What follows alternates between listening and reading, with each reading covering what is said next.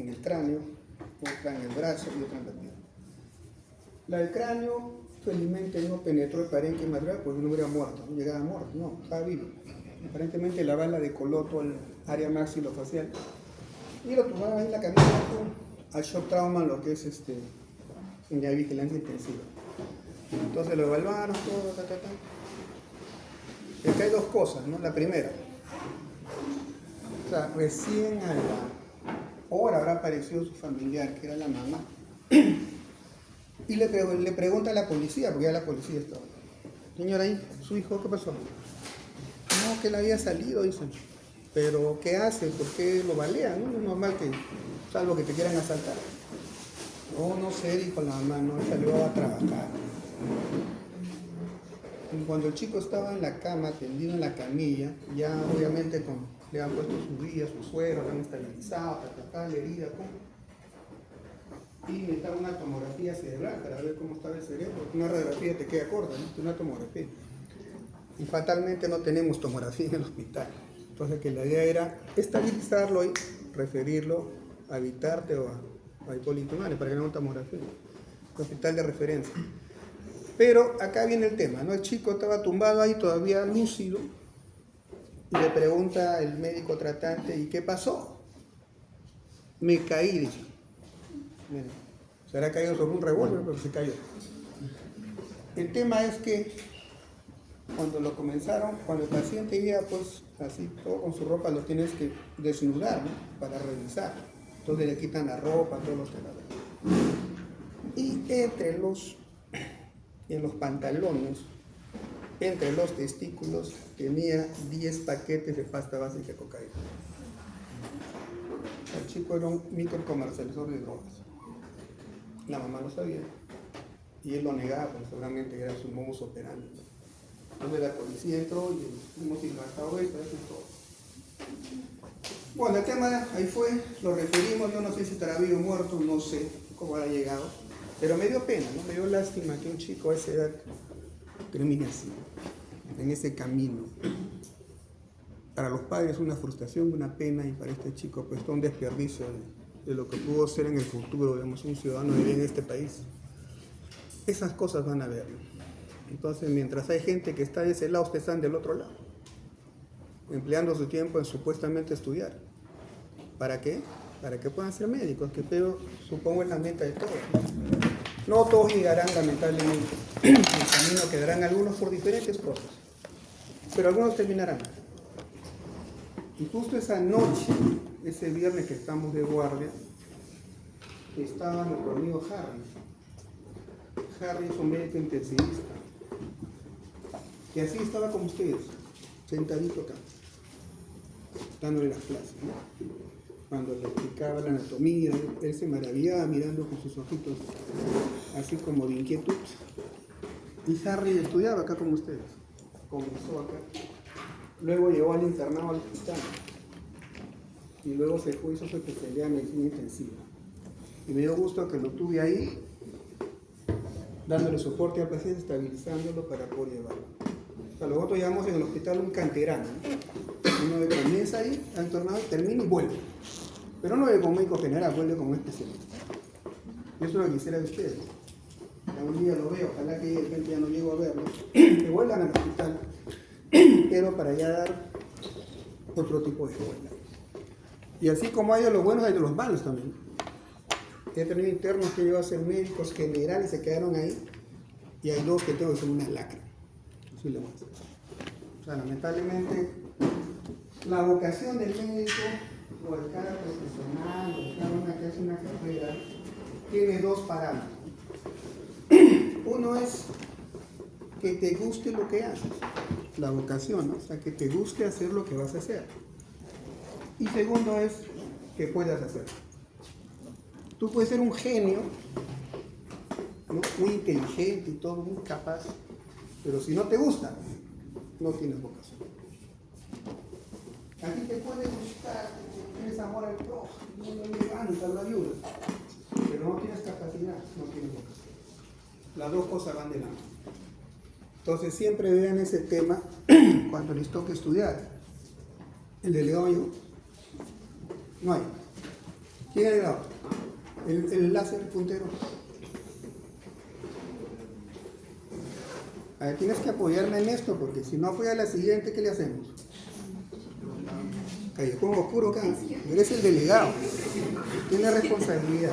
No me hagas. Debe haber acá un micrófono en mi parlante, no hay. Espero que para el jueves haya. Porque yo no tengo mucha voz para. No me van a escuchar de aquí. ¿Puedo ir ahorita a la escuela? Sí, anda, es por obligación, no tengo tiempo. Entonces,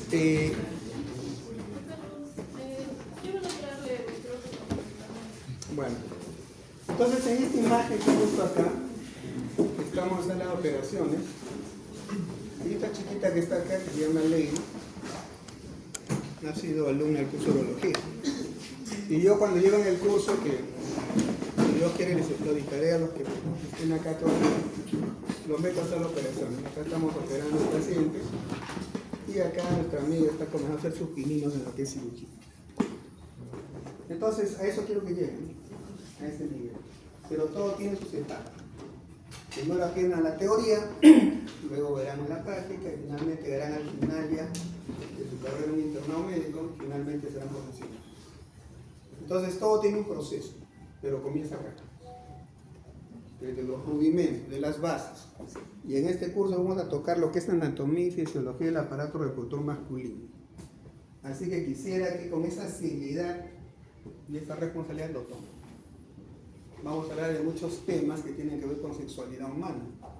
De repente acá la mayoría de ustedes todavía no ha tenido experiencia sexual, entonces hay que tener un poco de cuidado y respeto con temas y no estar pegando a la payasada lo que voy a mostrar, por si acaso, le voy diciendo.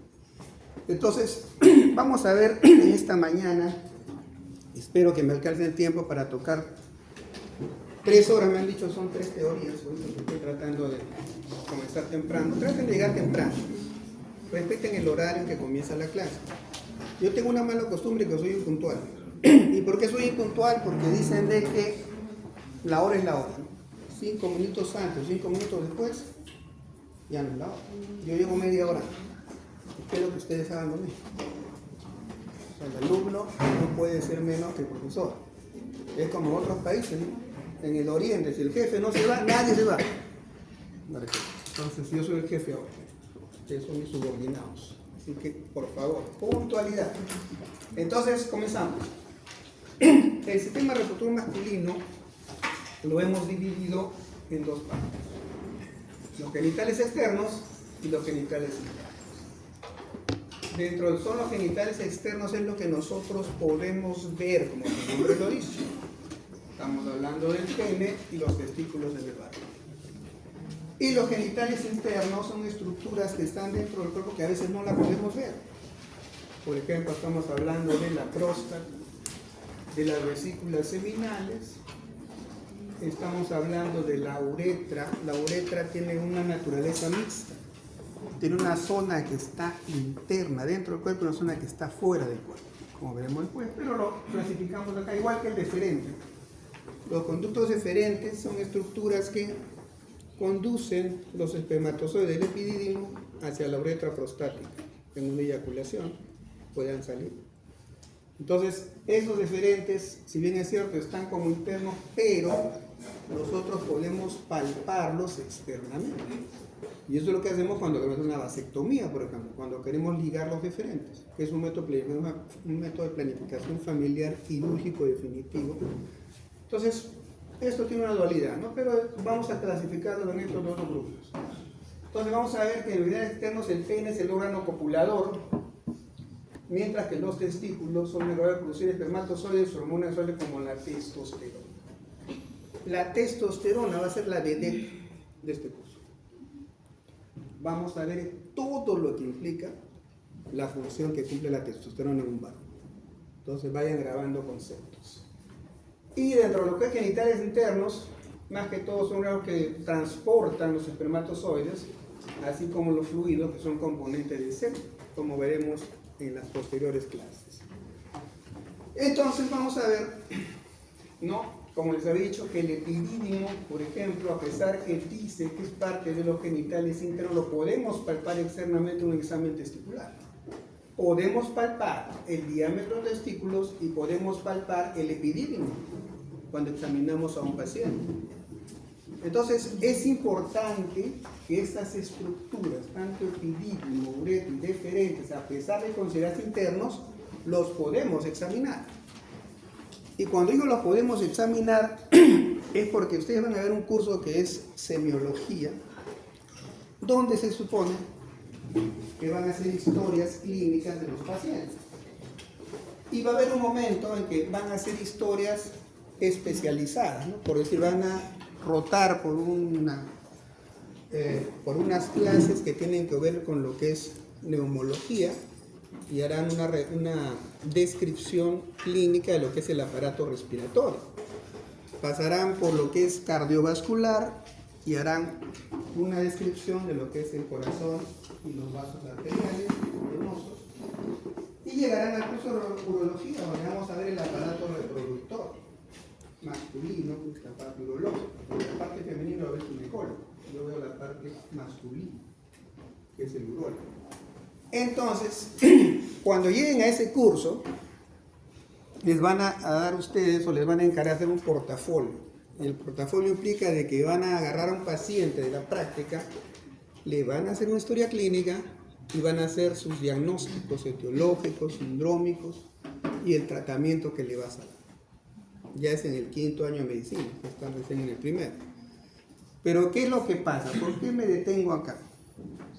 Porque cuando uno hace una historia clínica, en el caso de ustedes, tiene que describir, hacer una historia muy amplia de lo que es el sistema en que estás haciendo el curso.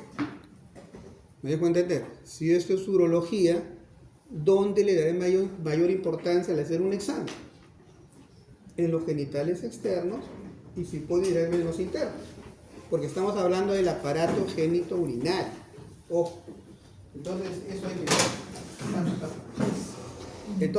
eso hay que tenerlo claro. ¿Ya? Pero ¿qué es lo que yo veo en la práctica? Esto de una manera clínica. Bueno, te lo hacen para una pausa. Ahora regreso. Se supone que lo que es la historia clínica tiene que estar basada en el momento, en el aparato que están estudiando.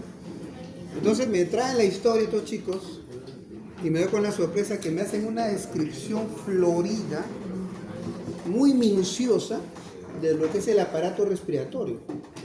Me ponen el murmullo vesicular, lóbulo por lóbulo. Cuando veo el aparato cardiovascular, me dicen todos los pulsos arteriales periféricos, los ruidos cardíacos, tienen soplos, no tienen soplos. Me hacen una descripción florida. Y cuando llegan a la parte de lo que es aparato genitourinario, me ponen 2 puntos. Puño percusión lumbar negativa, punto renal negativo. Eso es todo su examen físico. Obviamente han jalado.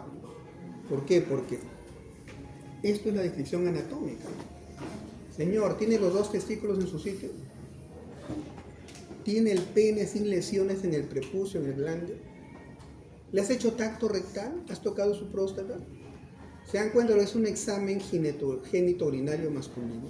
Pero no, pues me ponga puño lumbar y puntos renales negativos. Eso es una burla, ¿no?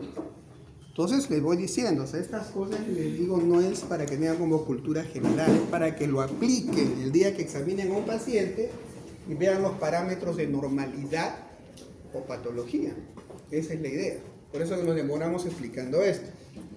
Entonces les decía que tenemos que hacer la descripción de todo el sistema reproductor masculino. Entonces vamos a entrar en materia, lo que son los genitales externos. Vamos a evaluar el pene, el escroto y los testículos. Entonces vamos a ver acá que tanto el pene como los testículos van a trabajar de manera conjunta. Y en el varón, a diferencia de la mujer, ¿no? Vamos a ver que la uretra tiene doble función. Una función netamente urinaria y una función netamente reproductiva, pero que se comparten en la uretra masculina. En cambio, la mujer solo sirve para llevar orina y nada más. En el varón no. Entonces, esto hay que tenerlo claro. Y vamos a ver también de que estos testículos van a producir los gametos masculinos, que son los espermatozoides. Y además la testosterona, que veremos después cuál es la importancia. Y el escroto prácticamente es una bolsa de piel que contiene a los testículos y que tiene alguna función, por ejemplo, como ayudar a regular la temperatura del testículo y la producción de los espermatozoides, que veremos después cuál es la relevancia de la temperatura. Entonces comenzaremos estudiando la región perineal. Entonces vamos a ver acá que la región perineal, o es el suelo de la pelvis, ¿no? Donde ahorita todos los varones se encuentran sentaditos. Esa parte que aplica contra tu asiento es la zona perineal. Y en esta zona perineal podemos nosotros hacer un diagrama de un rombo, ¿no? Donde las ínfisis púbicas es el vértice superior y la parte del coxis es el vértice, digamos, posterior, anterior, posterior, y a los lados las tuberoides izquierdas. Y esto hace un rombo. Y ese rombo es la parte perineal. Y vamos a ver lo que nos interesa, que es el triángulo anterior geniturinario, por el posterior. Y este va de las ínfisis púbicas y los ángulos son las tuberosidades isquiáticas. Este triángulo es el que vamos nosotros a estudiar con detalle. Entonces miren ahí, estamos viendo acá los testículos. Miren, acá está la próstata internamente. Acá está el ano. Y miren acá, este es el recto que sube. Acá, la ampolla rectal. Y acá se va a proyectar con el sigmoides del colon. Y miren la proximidad de la próstata con el recto. Por eso que una forma de nosotros poder evaluar y examinar a la próstata es a través del recto. Y por eso tenemos que hacer un tacto recto. Pero para eso tenemos que tener clara la anatomía, ¿no? Si no, ¿para qué le mete el dedo al paciente? No tiene sentido. Entonces, comenzaremos por el pie. Entonces, como concepto, es el entorno de la cópula masculina, localizado en la región perineal, en la línea media anterior inferior al pubis. Y normalmente el pene tiene dos dimensiones. Una dimensión es en el estado de flacidez y otra es cuando está en erección, que va a cambiar la dimensión. Entonces, en el estado de flacidez, más o menos, la longitud estará entre 9, ¿no? Digamos 9 a 10 centímetros, ¿no? Y la circunferencia, o sea el perímetro, entre 7 a 9 centímetros, digamos, de circunferencia. Pero en la erección aumenta un tercio de su longitud. De tal manera que de 0,9 a 10 pasa a 12 a 15 centímetros de longitud, y detrás de 7 a 9 centímetros pasa a 10 a 12 centímetros de perímetro de circunferencia. Esa es la variación que tiene en relación a lo que es la dimensión. Según estudios que se han hecho, miren, esto lo hizo Latour Dickinson, y encontró que el largo del pene, el máximo de un paciente fue de 34 centímetros, una bestialidad, ¿no? Casi una regla completa. Y de ancho tenía hasta 15 centímetros, para que te hagan una idea. Entonces esos son ya pues los récords Guinness, ¿no? Pero hasta ahí puede llegar en algunas personas. Y esto lo digo porque a veces tenemos el concepto así medio popular de que un hombre produce, ¿no?, una mayor sensación de placer a una mujer cuando tiene el pene más grande. Esa es la idea, el pensamiento popular. Y muchos dicen, a ver, ¿cuánto calzas? Para ver más o menos, tener una idea de qué tamaño, qué longitud del pene tiene. Entonces, eso de ahí no es tan real, ¿no? ¿Por qué no es tan real? Porque al momento de la cópula, mientras el pene sea más largo, llega a movilizar el cuello uterino de su pareja. Y esto hace que se amaquee todo el útero. Y si la pobre mujer tiene una inflamación, entonces va a doler, ¿no? Es la cara que pone, como diciendo, por favor, no, eso no. Entonces, ojo, no tanto tiene que ver el tamaño, sino que lo tengas pequeño como lo uses. Entonces el pene es el órgano copular y consta de 3 partes, ¿no? Tiene una base, la raíz, tiene un cuerpo, es el eje, y el glande, que es la parte más distal. Acá en el esquema lo vemos, miren, acá está la base, cuerpo y la zona del glande. Entonces es importante, como dice acá, el órgano copular. Entonces vamos a comenzar en orden, vayamos por la base o la raíz. Entonces vamos a ver que la raíz del pene comienza directamente debajo de las glándulas bulbouretrales o glándulas de Cooper y consta de 3 largas masas de tejido, que es el bulbo y los pilares. Miren acá, el bulbo y acá al costado los pilares. Y miren acá, ven este puntito como número 7.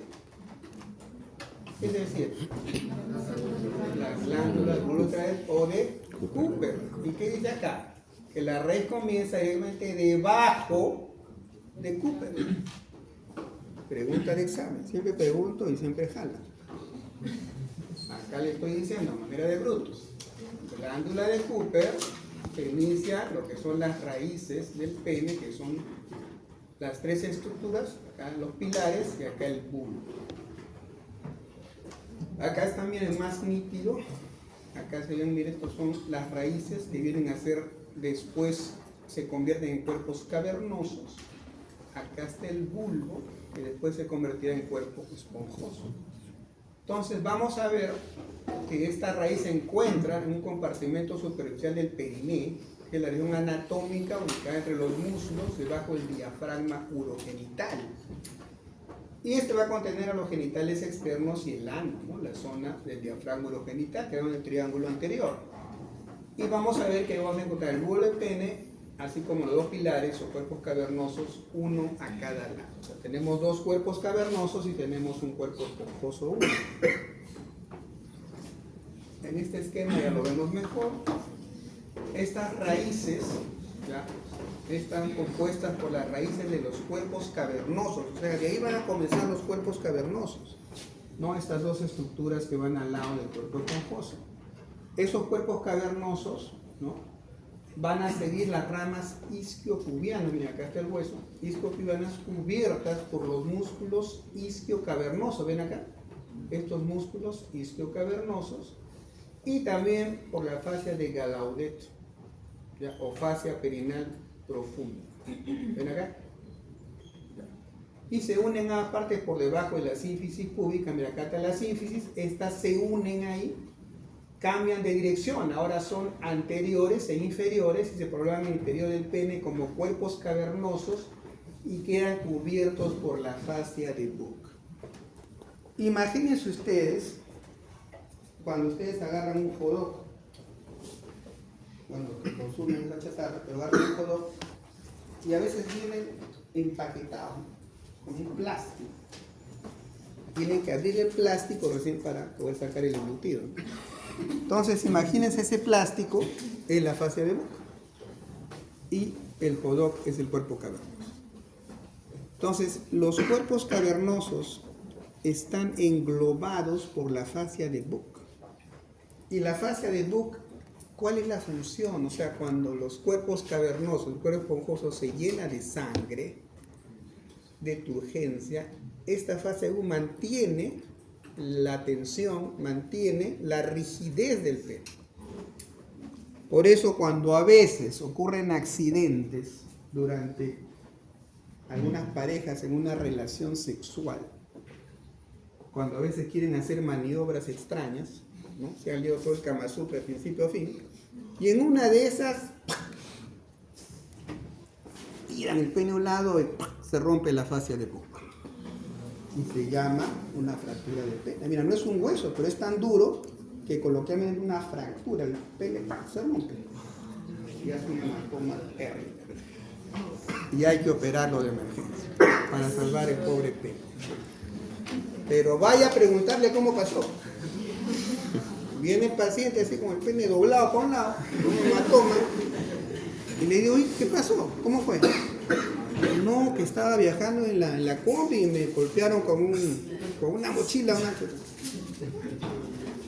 así, se moloto. No, estaba haciendo en el gimnasio y justo levanté la mancuerna.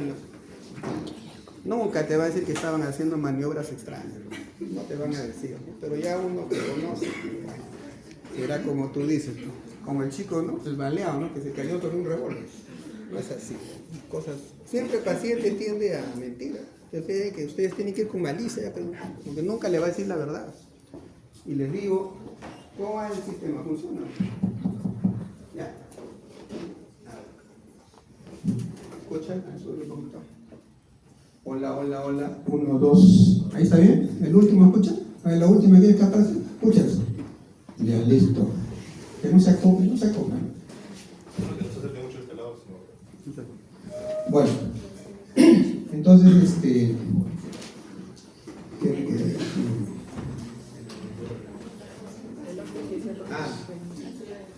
entonces, como les digo, muchas veces vemos estos pacientes, ¿no? Que pasan ese tema. Y a veces los pacientes, como digo, no les cuentan pues, las cosas como son. Por ejemplo, los pacientes ya por encima de 50 años no vienen a consultar por problemas de erección, por disfunción eréctil, impotencia. Y bueno, llegan los pacientes y primero yo les pregunto, ¿no? ¿Por qué vienen? ¿Cuál es su problema? ¿En qué lo puedo ayudar? Y bueno, pues comienzan a tengo próstata, dicen. Así ven, tengo próstata. ¿Tener próstata es una enfermedad? O el otro dice ya cuando van a hacer medicina general. ¿Qué tiene? Vesícula, te dice. Vesícula es una enfermedad, bueno. El tema es que comienzo a escarbar, ¿no? Siempre les digo a mis alumnos cuando van al hospital. Yo los hago primero, les doy así, les explico cómo hay que hacer la anamnesis y luego los mando a ellos. Pregúntale. El paciente no te va a decir, tú tienes que preguntar. O sea, eso le llamo, tienes que escarbarlo. Entonces el paciente viene y me dice, señor, ¿qué problemas para orinar tiene? Y ahí comenzamos. Bueno, que vino a cada rato, a veces me queda goteando la orina, me mojo, o tengo la sensación después que voy al baño como que nuevamente me llama al rato. Y después que te ha dicho todo, al final te dice, y también, doctor, y también. Ya no sabe cómo decirlo, ¿no? Ya otros que son más críos, el muchacho ya no responde. Que el muchacho es el peino, ¿no? Entonces, esas cosas van a ver, ¿no? Entonces, a veces en la anamnesis ya yo comienzo a ver las cosas que ellos no me dicen directamente, pero como les digo, hay que buscar la patología. Entonces, es importante por eso entender estos conceptos, y es importante que luego veremos sobre la fascia del bulbo. Entonces, ya vimos las raíces, vamos a ver lo que es sobre el bulbo, ¿no? Esta parte de acá. Miren, acá está el bulbo, lo que es el cuerpo esponjoso, las raíces, que son los cuerpos cavernosos, y estos siempre están enrolados en músculos. El músculo cavernoso y el músculo bulbo esponjoso. Entonces, estos músculos están ahí pues por una razón, ¿no?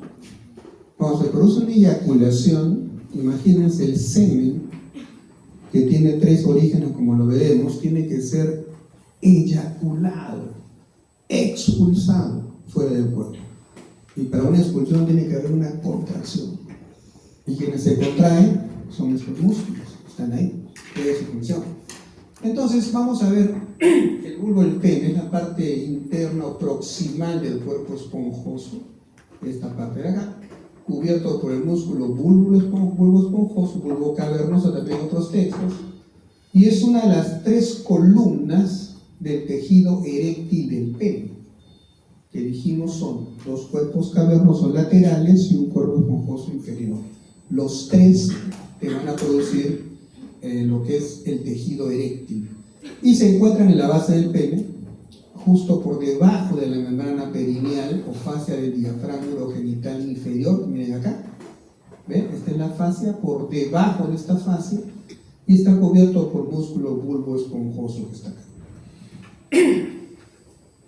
Este bulbo del cuerpo esponjoso se ubica en la línea media del espacio perineal superficial, miren acá, número 1, y el diafragma urogenital, número 2, y cubierto por el músculo bulbo esponjoso, miren acá, cómo lo está cubriendo el bulbo esponjoso, Y los conductos de las glándulas bulbouretrales o glándulas de Cooper.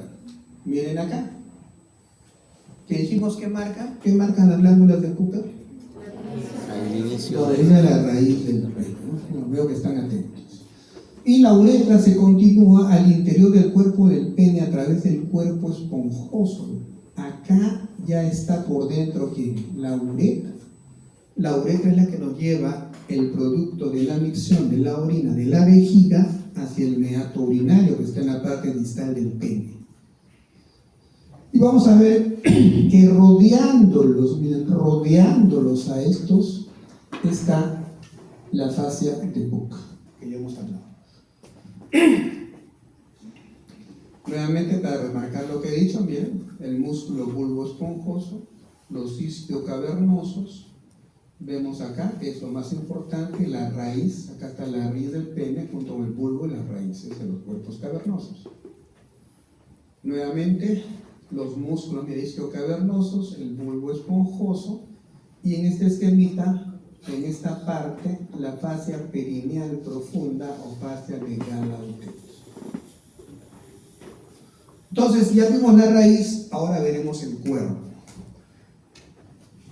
que es la parte principal y cilíndrica del hombre sexual masculino, del órgano, perdón, compuesto por tres estructuras que eje eréctiles, los cuerpos cavernosos y un cuerpo esponjoso.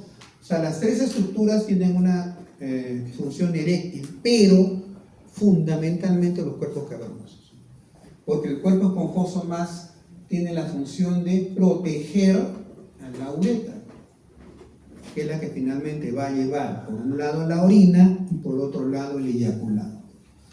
Entonces, estos cuerpos están rodeados cada una por su túnica albuginia, que es una capa que les da forma, y por la fascia de Buck, que es una capa protectora que envuelve los tres cuerpos eréctiles. Dentro del cuerpo esponjoso se encuentra la uretra, el conducto del fluido, la orina y el semen. Miren acá, estos son los cuerpos cavernosos y estos están a su vez circundados por la túnica albuginia. O sea, cada cuerpo cavernoso tiene su túnica albuginia. O sea, estos están empaquetados por la albuginia, los dos acá también. Y los tres ya están empaquetados por la fascia de Buck. Acá ven la uretra que va por dentro del cuerpo esponjoso, ¿no? Y llega hasta la vejiga y termina en el meato uretral. Miren todo el trayecto que tiene que conducirse tanto la orina como el eyaculado. Entonces hablaremos de los cuerpos cavernosos propiamente dichos, que son un par de formaciones eréctiles principales responsables de la erección. Tienen un volumen importante y están en la parte dorsal, en el dorso, en forma marrón, cubiertos por el glande. Acá está el glande que los va a recubrir, y que es una extensión del cuerpo esponjoso. O sea, el glande nace del cuerpo esponjoso, es una extensión. Los cuerpos cavernosos terminan, pero no tienen una relación de origen con el glande, ¿no? El glande tiene otro origen que es el cuerpo esponjoso. Y está rodeado por una capa de tejido conectivo que es la túnica albuginia, ¿no? Cada uno de estos cuerpos están rodeados por la túnica albuginia de cada uno de ellos, y este tejido conectivo, ¿no?, contiene espacios irregulares llenos de sangre llamados sinusoides. O sea, una vez que ya estamos en el cuerpo cavernoso, este tejido conectivo comienza a tabicar al cuerpo cavernoso y va a hacer lagunas, espacios lacunares o sinusoidales donde ya están llenos de sangre. O sea, la erección es un fenómeno que tiene que ver con que los cuerpos cavernosos se llenen de sangre y esta sangre se mantenga ahí, no salga, pero le dé la tensión, la consistencia al cuerpo cavernoso para que se produzca la erección, que lo vamos a ver con detalle más adelante. El cuerpo esponjoso, como vemos acá, miren, el cuerpo esponjoso termina formando el glande. Es una columna de tejido eréctil que se encuentra en la parte inferior del pene, rodeando ¿a quién? A la uretra. formación eréctil menor comparado a los cuerpos cavernosos y ubicación ventral que se dilata al final como glande. Su función principal es prevenir la comprensión de la uretra durante la erección y junto con los cuerpos cavernosos permite el flujo de sangre para lograr y mantener una erección. O sea, durante la erección, este cuerpo esponjoso va a prevenir la compresión. Ustedes se imaginan si la uretra que está dentro del cuerpo esponjoso se comprime y la luz se ocluye, ¿por dónde saldría el semen? Entonces el cuerpo cavernoso no solo se va a contraer, sino que va a evitar que esta uretra se colapse totalmente, cosa que cuando se produzca el momento de la eyaculación, el semen pueda fluir, ¿no?, al exterior. Luego veremos acá ya el extremo distal del cuerpo esponjoso, que es el glande, glande o balano, que es el término que se usa en la nomenclatura. Por eso que cuando hay una inflamación de glande se habla de una balanitis, que es una inflamación de glande. Cuando se inflama tanto el glande como el prepucio, hablamos de una balanopostitis, porque el otro nombre, el prepucio, tiene que ver con post. Cuando cortamos el prepucio, una postectomía. Aprendan a usar los términos técnicos adecuadamente, ¿no? Porque a veces cuando ustedes hagan sus historias clínicas en el 5º año de medicina, tienen que decirme la técnica quirúrgica con la nomenclatura adecuada. Y esto comienza aquí, con la anatomía.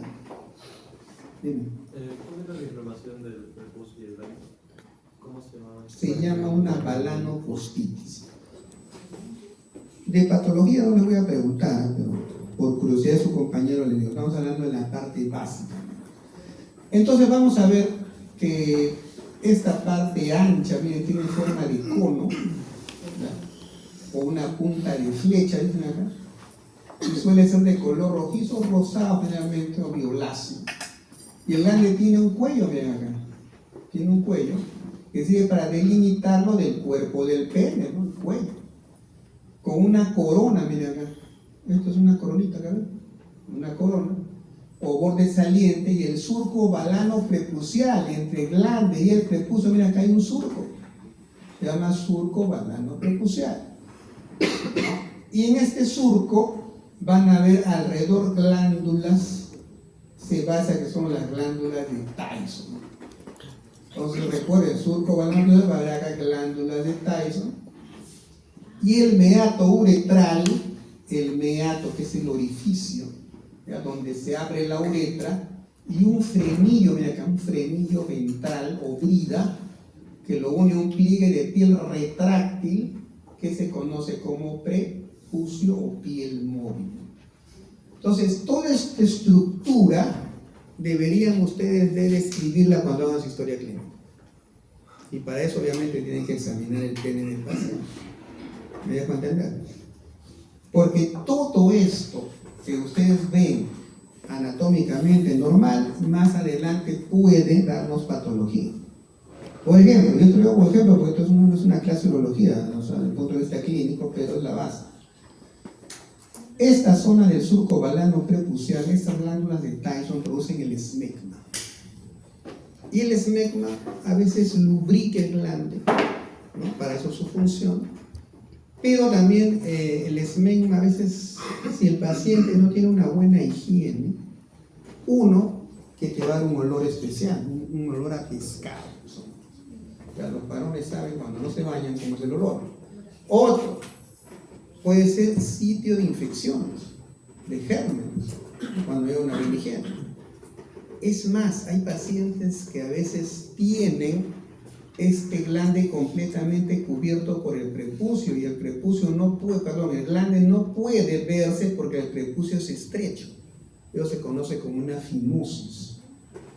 Y esa fimosis, si no hay forma de reducirla, no hay forma de que el glande pueda verse, hay que cortar el prepucio. O sea, esta tela que está acá. Y eso se llama una circuncisión o postectomía. ¿Ven el término? Esta es la parte de la postectomía. Y hemos visto, ¿no?, yo he visto casos de Pacientes llegan a la edad hasta de 30 y tantos años con una fimosis. O sea, nunca vieron el glande. Y la mamá nunca se preocupó de verlo y decir, oye, esto no está normal, hay que llevarlo al neurólogo. No lo llevan. Y ese no es el problema es que he visto cáncer de pene solo por este tema, que el prepucio no era retráctil. Y cuando abrimos, hay un cólico, es un cáncer. Y hay que cortarle el pene. Bueno. Entonces, esto es patología. Esta brida, por ejemplo, este frenillo, cuando es corto, cuando el varón tiene relaciones sexuales, se agrieta, se rompe, sangra. Hay que cortar el frenillo para que pueda jugar el prepucio. ¿Ves? La patología comienza en la anatomía básica. Pero si no sé esto, ¿cómo aplico la patología? Estamos en el A, veremos el rey del C. Continuamos. Miren ahí, ¿cómo se llama esta parte del glande? Corona, ¿no es cierto? Miren acá. Las glándulas de Tyson o prepuciales son formaciones benignas propias del pene o son glándulas sebáceas modificadas, ¿no? Cuando hablamos de sebo, sebácea, hablamos de grasa, que se encuentran en el surco balano prepucial del pene, primeramente alrededor del frenillo que vemos en la brida, y se las ponen también en unos casos con el nombre de pápulas perladas. Miren, esto de acá son glándulas de Tyson, pero son glándulas de Tyson que a veces se obturan. O sea que se cierran y no, el sebo no sale y se queda ahí. Y eso se llama pápulas perladas. Y esto de acá, que es normal en un 30% de varones, de repente acá los calateo a todos y 30 no tienen que tener eso. ¿Pero qué? Se van al médico y dicen, no, mire doctor, me ha aparecido verrugas. No son verrugas, son pápulas perladas. Entonces le explicas que eso puede ser normal, que no se angustie, que a veces se obturan y queda así, bueno, pero no es que tenga verruga. Entonces acá ven el prepucio, miren, el anillo prepucial, generalmente en varones no circuncidados van a tener así, un anillo prepucial. Y este prepucio tiene dos partes, como vemos acá. El prepucio externo es la capa de piel, tiene la textura de la piel que cubre el glande y se extiende desde el borde del glande hasta el cuerpo, el pene, todo eso cubre el prepucio. Y el prepucio interno, ¿ya?, que vemos acá, y es la zona, es una capa mucosa que recubre el interior del prepucio, está en contacto directo con el glande. Esta abertura se llama orificio anillo prepucial. Entre el glande y el prepucio se encuentra el surco balano prepucial que está acá, y es en esta zona donde puede acumular una sustancia llamada esmegma. Entonces, así el esmegma, que da la lubricación, que tiene una función, también puede a veces ser cancerígeno. Por eso, varones, chicos, váyanse bien. El problema es que a veces esto es cultural, ¿eh? Cuando a veces vienen los chicos, veo niños de 2 años, de 1 año, que viene con una postitis, con una inflamación del prepucio. Entonces le pregunto a la mamá, señora, ¿su hijo se baña solo o lo baña usted? Yo lo bañaba hasta que tuvo 1 año, él se baña solito. Entonces, ¿cuál es el tema? Que cuando el chico se da una ducha, un baño, solamente se baña por afuera y no se lava por adentro. Yo le digo, pero usted tiene que, como es un niño pequeño, tiene que remangarle todo el prepucio y lavar todo, porque esta inflamación es producto de que este niño está siendo mal bañado. Y si todavía no tiene la noción de lo que es un baño completo, hágalo usted y prevenga de que tenga una postitis la próxima vez. Entonces voy a educar con las mamás, sobre todo las mamás que tienen su primer hijito, que a veces no saben. Ya la mamá que tiene P20 ya sabe cómo es, pero el que tiene un hito pues tiene problemas, todavía se está, digamos, educando en lo que es el mamá. Ahí tenemos lo que habíamos dicho. Miren, esto es importante, ¿ya?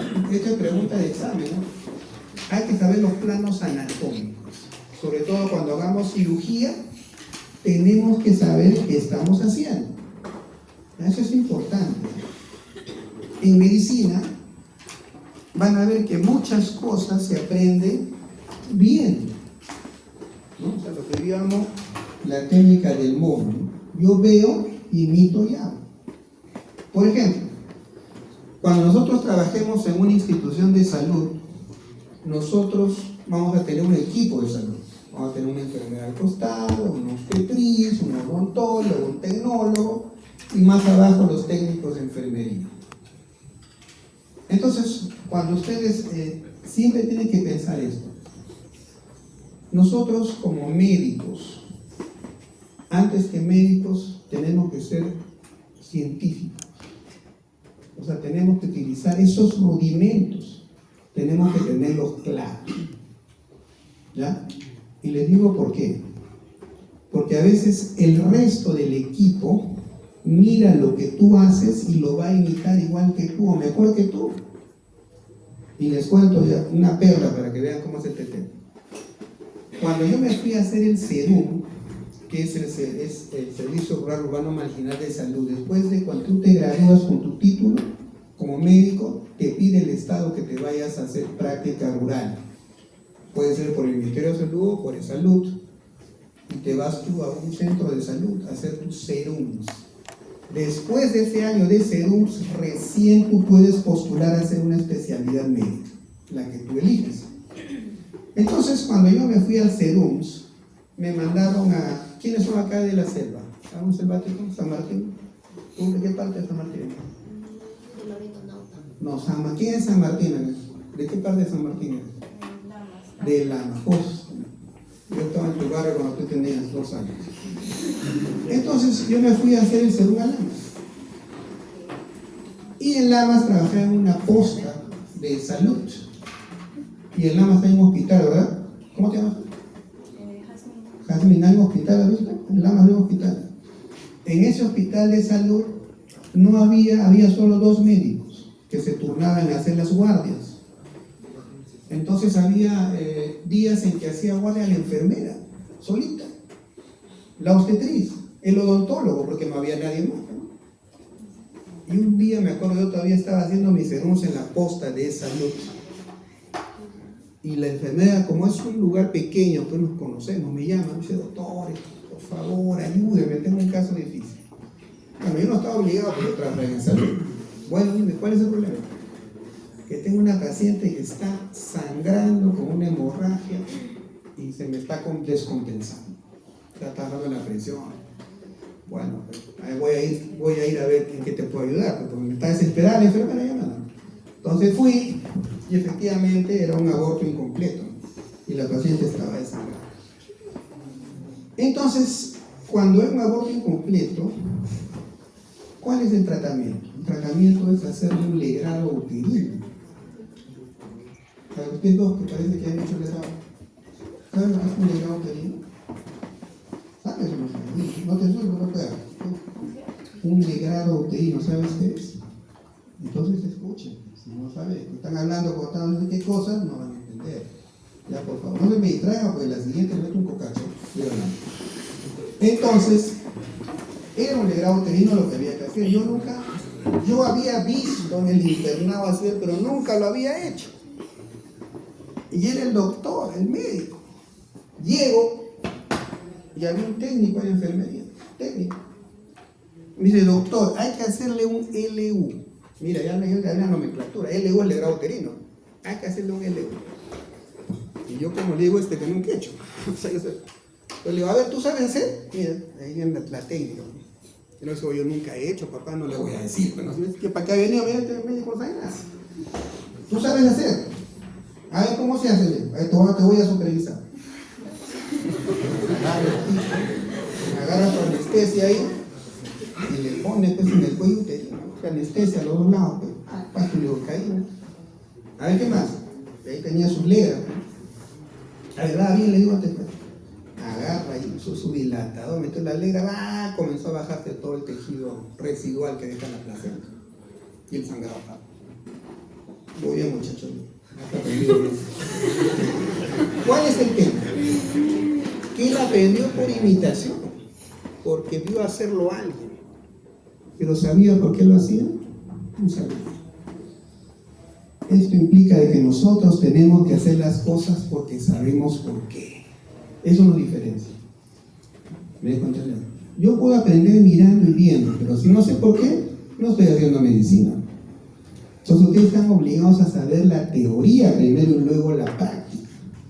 Obviamente, después que el técnico lo hizo, pues yo barrí todos los legrados ahí. Pues si es que lo hace, bueno, ya pues, con todo el conocimiento. Y ya era pues, hasta bajar de rey hacía, todo hacía yo. Una vez que aprendes. Y tienes que ser también, a veces temerario. Porque si tú vas a ir con miedo, no, que nunca hacer nada. Tienes que ir nomás, pues. En el camino queda alguien por ahí, ¿qué vamos a hacer? Es parte del aprendizaje. Pero entonces le digo una cosa, ¿no? Siempre pienso en esto. El médico es la punta del iceberg.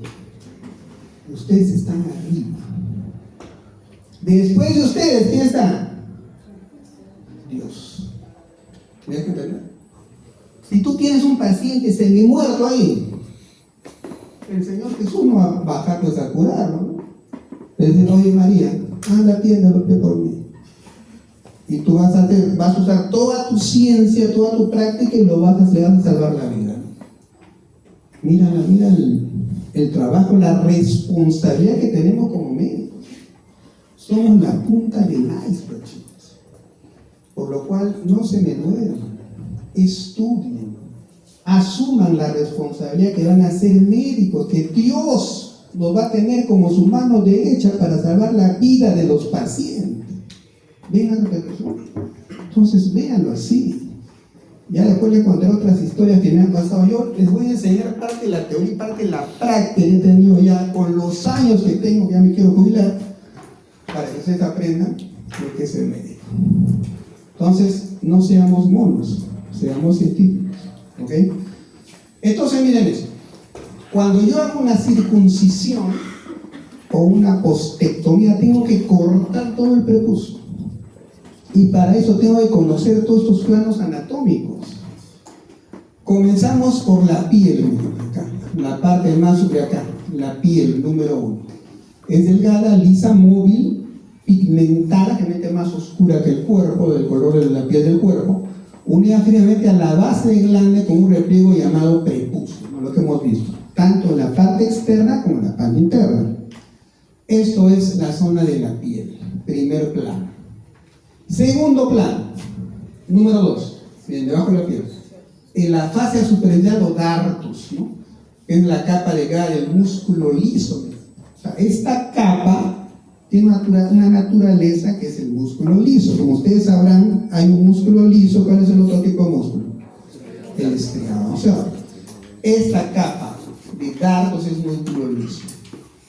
Debajo del dartos tenemos el nivel o la capa número 3, que es el tejido conectivo areolar, que es llamado también celulosa porque consta de tejido laxo. ¿Por qué el prepucio corre? Porque tiene una parte laxa, y eso lo hace este tejido conectivo areolar, que está acá por debajo de ¿quién? Del dardos.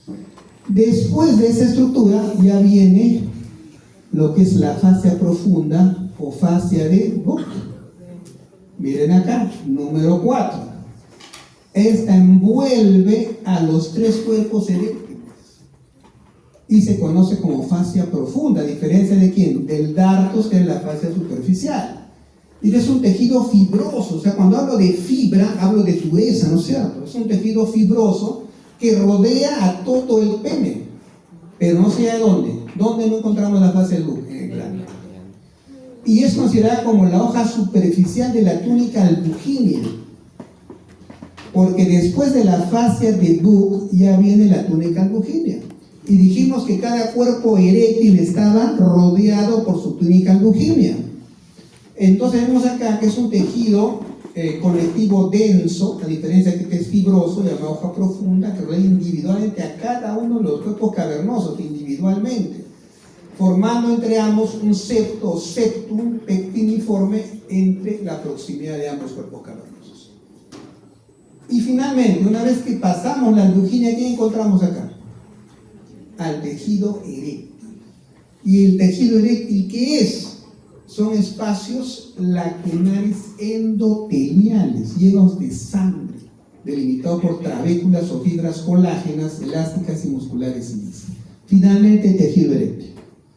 Y para que se logre una erección, ese tejido eréctil se tiene que llenar de sangre para darte la tensión y la turgencia de un pene eréctil. y puedas tú realizar el acto copulatorio. Si ese cuerpo cavernoso no se puede llenar de sangre, tenemos problemas y se genera una disfunción eréctil que veremos cuando veamos el curso de urología. Entonces van viendo la importancia de conocer los planos anatómicos. Entonces hacemos un repaso. Primero, piel. Segundo, datos. ¿Qué tipo de tejido es? Músculo. Tercero, tejido conectivo areolar.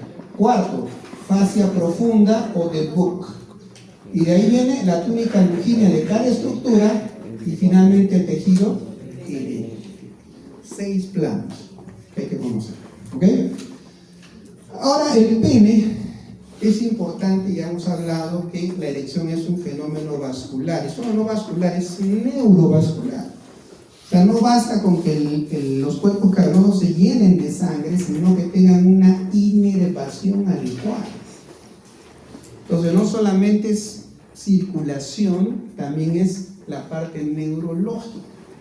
Por eso que siempre les explico a mis pacientes que la erección es un fenómeno neurovascular. Y fatalmente, la mitad de mis pacientes con disfunción eréctil tienen una enfermedad que se llama... ¿Qué enfermedad es la que me produce una sobrecarga de azúcar en la sangre? La diabetes. Y la diabetes me da el 50% de varones con disfunción eréctil. ¿Por qué? Porque ataca los nervios y ataca la circulación. Y si la erección es un fenómeno neurovascular, la diabetes es mala consejera. Entonces, desde ahora les digo, aprendan a comer sano.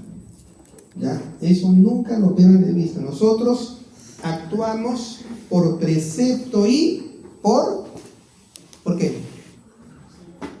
¿Qué dice el dicho? Se enseña por precepto y ¿con qué? Con el ejemplo, ¿qué papá? Ejemplo. ¿Y qué es el ejemplo? Tú mismo, pues.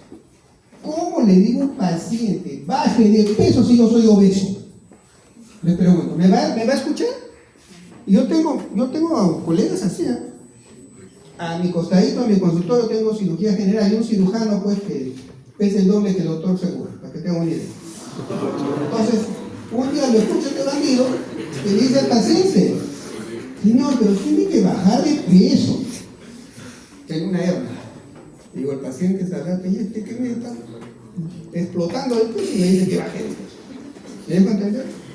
Por eso, aliméntense bien. La diabetes es una enfermedad que tiene que ver mucho con lo que comemos. Si somos chatarreros, nos gusta el azúcar, nos gusta la gaseosa, nos gusta el pastelito, ¿no? Nos gustan las tortas. Cuidado. La sobrecarga de glucosa hace que la insulina, hacemos resistencia a la insulina. Y la insulina se encarga de metabolizar la glucosa. Y como estamos solamente por comer mal, ya estamos predisponiendo una enfermedad que es la diabetes. Y un varón diabético, la mitad van a ser hipotensos. Así que muchachos, cuidado con la diabetes. Si quieren tener una vida de pareja feliz y que su esposa no busque ayuda externa, por favor, coman sano. Si no, ya fue. Entonces, volviendo a la vascularización del pene, tenemos la arteria pudenda interna, miren acá, ¿qué rama de quién? De la ilíaca interna. La ilíaca externa es la que se va al miembro inferior y la ilíaca interna es la que entra a la pelvis. Esta ilíaca interna nos da una rama que es la arteria pudenda interna. Y de esta pudenda interna vamos a ver que existen ramas extrapélvicas como la ilíaca interna y originan a la arteria del bulbo cavernoso y las dorsales del pene. Acá comienza la irrigación del pene, las cuales se anastomosan y origen finalmente ¿qué? A las arterias helicinas que llenan los espacios cavernosos. Y ahí viene el tema que le dije, el tejido eréctil y su vascularización. Esta pudenda interna, miren acá, es una rama extrapélvica de la arteria ilíaca interna o hipogástrica también en otros textos, y da varias ramas colaterales y ramas terminales, un sinfín de ramas, pero lo que tenemos que recordar para este curso es que de las ramas colaterales de la arteria pudenda interna, ¿quiénes salen? La arteria bulbouretral o vulvar, miren acá, y también la arteria uretral, ¿no? Te da la vesical anterior, la hiposa prevesical, pero olvídense eso, la arteria bulbouretral y la arteria uretral, de las ramas colaterales ¿de quién? De la pudenda interna. Y ramas terminales, miren acá, ¿ven? Que son las arterias cavernosas o profundas y las arterias dorsales del pene. Entonces, qué importante es esta arteria para la circulación del pene con sus ramas colaterales y con sus ramas terminales. Entonces, nuevamente voy a repasar lo que es el sistema arterial a nivel del pene. La arteria pudenda interna sale de la pelvis por el agujero ciático mayor y luego penetra por el agujero ciático menor, dirigiéndose hacia el canal pudendo de Alcock, que es un detalle anatómico a recordar. Una vez que esta arteria llega a este nivel, se denomina arteria peniana común, que es un fragmento muy pequeño y pasa a dividirse en sus ramas terminales y colaterales. Acá tenemos en las ramas terminales la peniana común, está la arteria bulbouretral, que ya vimos, la arteria dorsal del pene y las arterias cavernosas o medias del pene. Esas tres ramas, ¿no? Vienen ya cuando esta pudenda interna pasa a través del canal de Alcock, hace una sección muy pequeña de arteria peniana común y ahí se subdivide en tres ramas: la bulbouretral, la dorsal del pene y las cavernosas o medias del pene. Esto que está en palabras lo vemos acá ya en esquema. Miren acá nuevamente la arteria peniana, las arterias cavernosas, los cuerpos cavernosos, la arteria vulvar y la arteria uretral o bulbouretral en unos textos cuando se unen. Estas son las ramas terminales. ¿De quién dijimos? ¿De qué arteria? ¿De dónde viene esta? De la pudenda interna, ¿no? Entonces, la arteria dorsal y cavernosa, en número de par, porque es a cada lado del cuerpo cavernoso, recorren a lo largo de los cuerpos cavernosos dando múltiples ramas circunflejas. Miren acá, ¿ven estas ramitas? O sea, va, como esta es una estructura larga, avanza pero va disparando arterias circunflejas, como ven acá, múltiples ramas, para dar sangre a los tejidos eréctiles del pene. Y la arteria dorsal del pene, que está más superficial, tiene una función con la irrigación de la piel del prepucio y del glande del pene. Y la arteria cavernosa, que es más interna, más profunda, tiene una función provocar sangre a los cuerpos cavernosos, los cuales se llenan de sangre durante una erección y generan la turgencia, el endurecimiento del pene. Entonces, así como la sangre llega, la sangre sale de un órgano. La sangre, cuando un órgano, hablamos de una arteria. Y cuando la sangre devuelve o vuelve al corazón, hablamos de una vena. Entonces, también hay un drenaje venoso en el pene. Tenemos un sistema venoso superficial y un sistema venoso intermedio. Dentro del sistema venoso superficial, vamos a ver también que existe una vena dorsal superficial y una vena que desemboca, en la vena pudenda externa para el drenaje, y luego esa a su vez va a drenar en la vena safena, que va casi al miembro inferior. Y tenemos un sistema venoso intermedio con venas circunflejas, ¿no? Y la vena dorsal profunda del pene. Esta drena el glande promoso de los 2/3 distales del pene. Y hay una vena dorsal profunda, así como vena superficial, hay una profunda que drena al plexo venoso prostático. Miren acá en el esquema, para ser más claros, flujo venoso y erección. ¿Qué significa eso? O sea, cuando la sangre llega a los cuerpos cavernosos, el pene se va a poner turgente, se va a poner tenso, duro. Ahora, esa sangre que llega, cuando vuelve, sale del cuerpo cavernoso, el pene se va a ir a la flacidez. Usualmente ocurre después de una eyaculación.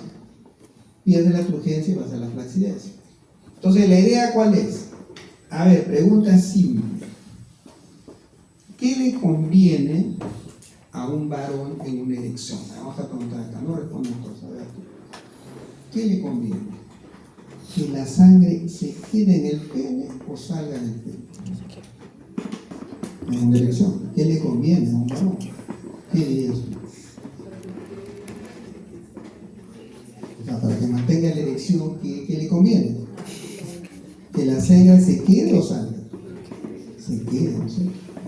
Porque si la sangre sale, se va a la deflación. ¿Me dejo entender? ¿Cuánto tiempo dura esa erección? Va a depender. Una cosa es que te dure un minuto, una cosa es que te dure 15, 20, 30 minutos. El tiempo marcará qué cosa. La satisfacción y sobre todo qué cosa. Que la mujer logre un orgasmo. Miren la repercusión. Entonces, si yo tengo la sangre que llega al pene, tengo que evitar a toda costa que la sangre salga, ¿no? Entonces, este drenaje venoso que saca la sangre del pene, tengo que ver la forma de retrasarla para que la sangre no salga del cuerpo cavernoso. Miren la función que tiene. Entonces, mírenlo así. Este flujo venoso, durante la erección, el flujo venoso se reduce, pues. Si no, no habría erección.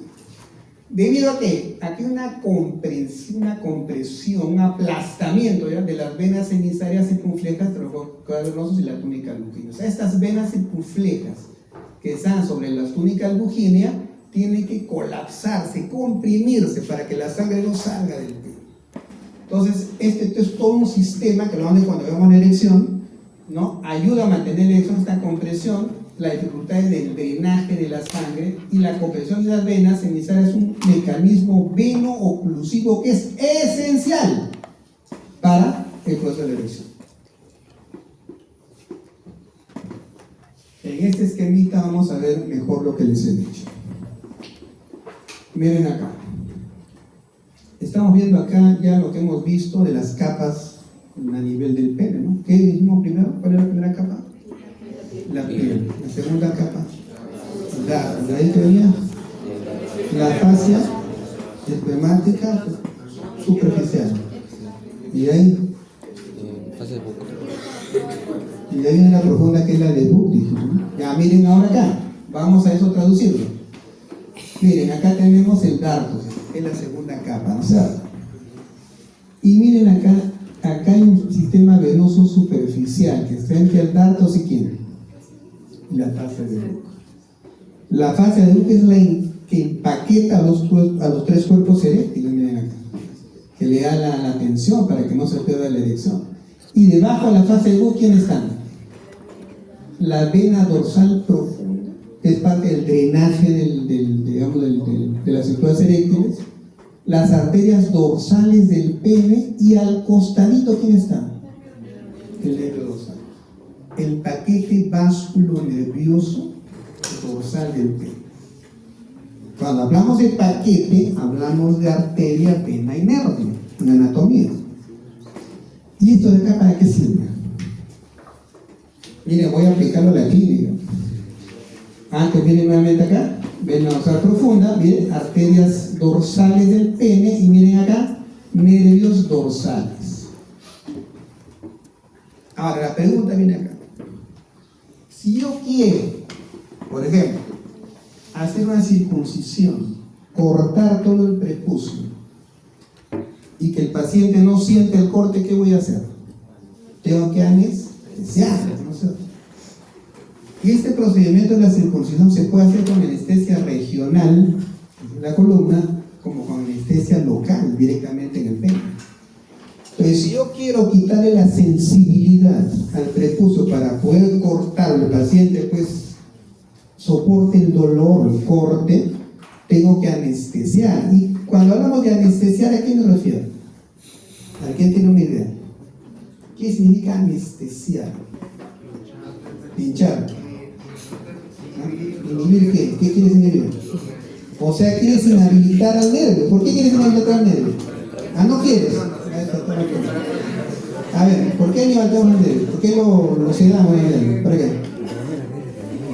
Pero, ¿qué te produce la sensación del nervio? ¿Qué quieres evitar? El dolor, bueno. Entonces yo tengo que bloquear al nervio, ¿no es cierto? Entonces, si yo tengo a mi paciente ahí tirado en la cama, ya rapadito, todo con el pene al aire, yo voy a decir, ¿dónde le pongo la aguja para anestesiar el nervio? Lógico, ¿no? Entonces, ¿dónde apuntaré yo? ¿Apuntaré al medio? ¿Qué hago si apunto al medio? Me encuentro con la vena dorsal y aspiro y sale sangre, burrada. No puedo hacer eso. Entonces yo tengo que decir, el nervio está al costadito de la arteria. Entonces le calculo más o menos unos medio centímetro del nervio.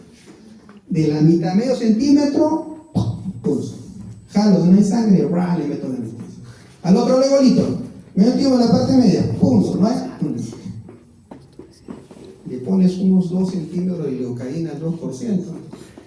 Y luego al rato, unos 5 o 10 minutos más, ¿no? A ver si no sientes, le pones la pinza, así le agarras el prepucio, no sientes, ¿no? Ya está anestesiado. Lo cortas. ¿Se dan cuenta? Y eso es anatomía básica. Pues si yo no sé esto, ¿para qué meto una aguja de mono? Ahí está la diferencia, pero el mono lo puedo hacer, pero tengo que saber por qué. Eso me diferencia del mono, que soy un científico. Ojo, para eso estamos acá perdiendo el tiempo, bueno, entre comillas perdiendo, para aprender. Y eso es lo que yo quiero darles. Y eso es lo que veo en la práctica todos los días. Pero eso hablamos de la inervación, ¿no? Entonces vamos a ver qué es fibra de los negros dorsales del pene que acabamos de ver, ¿no? Y vamos a ver el glande recibe fibras sensitivas también, fibras sensitivas de los negros. Y en eso radica también, ¿qué cosa? La sensación de placer y de erección, estas fibras sensitivas. Y lamentablemente a veces nos juega una mala pasada, sobre todo en eyaculadores precoces. Los eyaculadores precoces, o la eyaculación precoz, es una enfermedad donde el paciente eyacula antes del minuto. O sea, entra y ya, se le vino. ¿No? Se le vino. Meteoro, muy rápido ya. Y la pareja sufre, ¿no? Porque una mujer para llegar al orgasmo, por lo menos 4 minutos de fricción del clítoris. Con medio minuto ya fuiste. Entonces, eso pasa ¿por qué? Por la sensibilidad del glande, ¿no? Por eso que algunos tratamientos van a adormecer en este caso el nervio, para que el glande no se estimule tan rápido. Tratamiento en eyaculación precoz. ¿Ven la importancia de saber esto? Ahora, estas fibras simpáticas, como en todo sistema autonómico, tenemos el lado simpático y el parasimpático. Realmente son contrarios, ¿no es cierto? Uno estimula y el otro inhibe. Eso es lo clásico. Acá vemos lo mismo.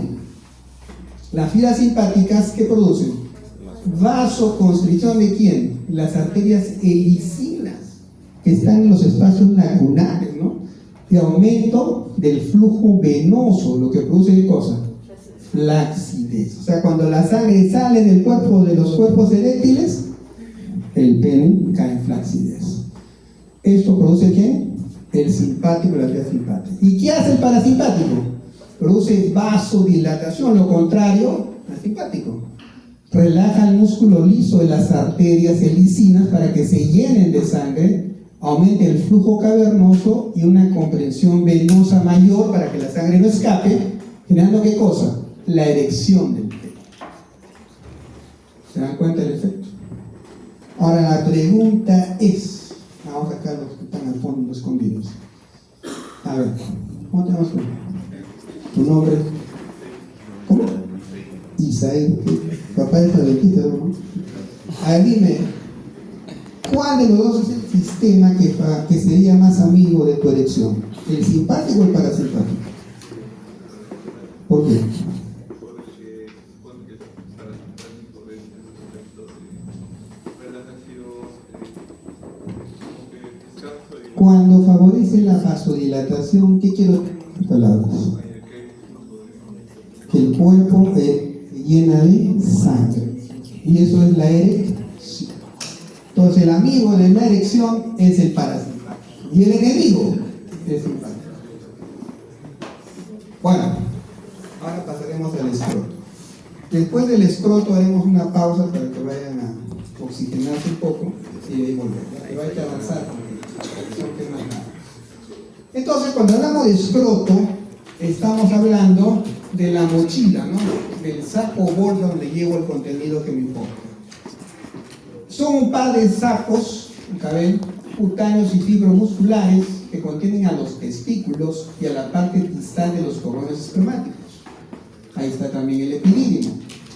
Se localizan inferiores a la sínfisis púbica, hasta las inferiores, ¿no? Entre la zona superinterna y los músculos, vean, músculos, y tienen una forma convexa, con un rafe medio cutáneo. Miren acá hay un rafe, una separación que se extiende desde el pene hasta la región anal y que la divide en dos mitades, una mitad derecha y una mitad izquierda.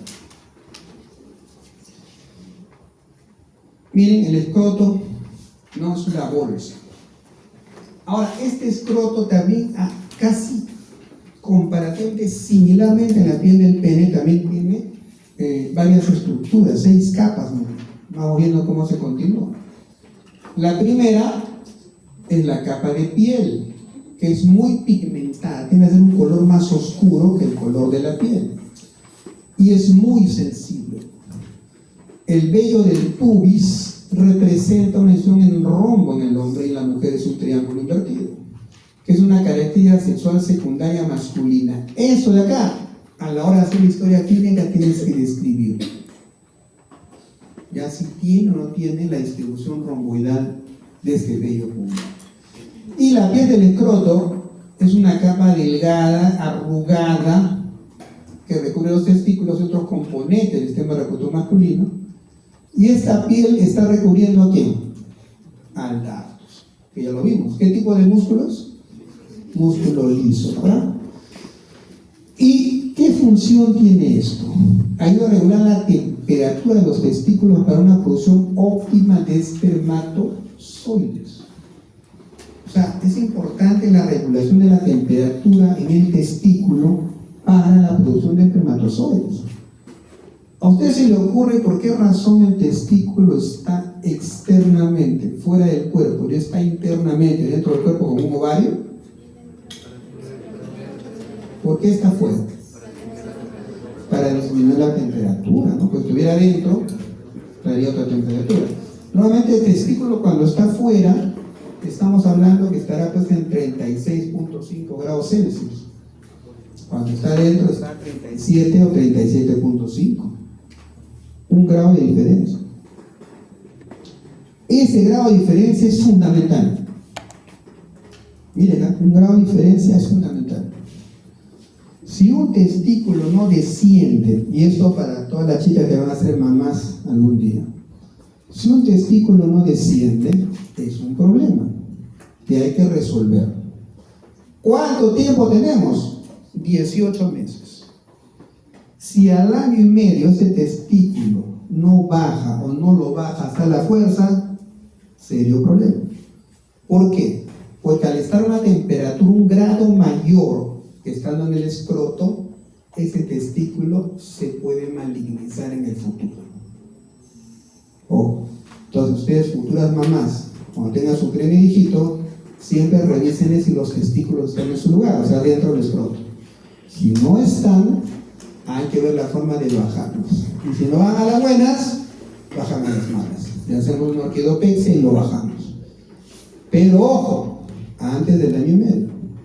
Cuando vienen a mi consulta, mamás con chicos de 8 años, con criptorquida, que es un testículo que no descendió, es una irresponsabilidad de la madre. Yo le digo, mira lo que has hecho, mira, estás incubando un cáncer acá y lo traes a los 8 años, mamá. Dale, meterle un cocacho. ¿Cómo haces eso? ¿Para qué tienes hijos si no sabes lo básico? Y eso hay que orientarlos cuando a veces van, ¿no? Los chicos, los recién nacidos, la mamá, hay que explicarles cómo es el tema. Entonces, eso se hace. Y he tenido muchos cánceres de testículo, chicos jóvenes de 20, 25 años hacen un cáncer. Y muchos de antecedentes han tenido criptorquidia o un descenso testicular lento, que nos hicieron una cirugía a los 10 años. Imagínense. Bueno, entonces por eso es importante la temperatura. Ahora, seguimos bajando, estamos en el dartos, que es músculo liso, como dijimos, que se proyecta al interior a nivel de la línea media, una parte del tabique escrotal, interescrotal. Acá está el tabique, este es el dartos, miren, piel, dartos, está inervado por fibras simpáticas que participan en los reflejos al frío y las emociones intensas. O sea, cuando sometes al escroto a una temperatura fría, se contrae, ¿no? Porque es sensible a la temperatura del frío. O cuando te asusta alguien, ¿no? O cuando ves ahí una chica hermosa, con una figura escultural, o sea, que el testículo sube, ¿no? El escroto se contrae. Emociones intensas, frío, que puede hacer que este músculo liso se contraiga y te modifique la ubicación de los testículos. Luego tenemos, número 3, fase espermática externa. Es delgada y se extiende desde el anillo inguinal superficial de la aponeurosis del oblicuo mayor o externo. Miren acá, normalmente nosotros tenemos, cuando examinamos, vamos a tocar nosotros a través del escroto el anillo inguinal superficial, que es este de acá. Muchas veces por ahí salen las hernias, y yo tengo que examinar al paciente y ver si protruye o no. Entonces, miren, a este nivel, el anillo inguinal superficial, ¿ya? Acá estamos viendo la fase espermática externa que se extiende, o sea, desde aquí comienza a extender. ¿Y cuál es su símil a nivel del abdomen? Muchas estructuras del escroto tienen relación con la parte interna de la pared abdominal. ¿Ya? Tienen una relación, ¿por qué? Porque cuando el testículo, cuando digamos en el periodo embrionario, el testículo no está ahí donde está al final cuando el niño nace, está en el abdomen. Y el abdomen comienza a migrar hasta llegar al escroto. Entonces, como ustedes comprenderán, hay relación entre estructuras del escroto y el abdomen, porque de ahí vino, ¿no? Entonces, esta fase espermática externa tiene relación con ¿qué? Con la aponeurosis del músculo oblicuo mayor que está en la zona del abdomen. ¿Ya? Recuerden esto, que esto pregunta el examen. 4. Fascia cremastérica. Es una capa de músculo estriado, a diferencia del dartos, ¿no? Y llamado el músculo del cremaster, ¿no? Que es derivada de la fase de la cara superior y profunda del músculo oblicuo menor. O sea, esta fascia cremastérica tiene relación con el músculo oblicuo mayor. Y habíamos dicho que esta fascia espermática externa tiene relación con ¿quién? Con el músculo oblicuo mayor. Y la cremastérica con el músculo oblicuo menor. ¿Y qué es inervada por quién? Por el nervio genitofemoral. ¿Derivado de dónde? El plexo lumbar. Este nervio genitofemoral es el responsable de lo que se conoce como el reflejo cremastérico. Clínica. Cuando ustedes evalúan a un paciente, tienen que evaluar el reflejo cremastérico. ¿Cómo se hace? Cuando hagan semiologías lo dirán, pero les adelanto. Hacen un rozamiento tenue de la parte interna del muslo cuando el paciente está echado. Como para dar una plumita con la uñita, y el escroto se contrae y el testículo sube. Reflejo cremastérico positivo. ¿Quién lo hace? El nervio genitofemoral.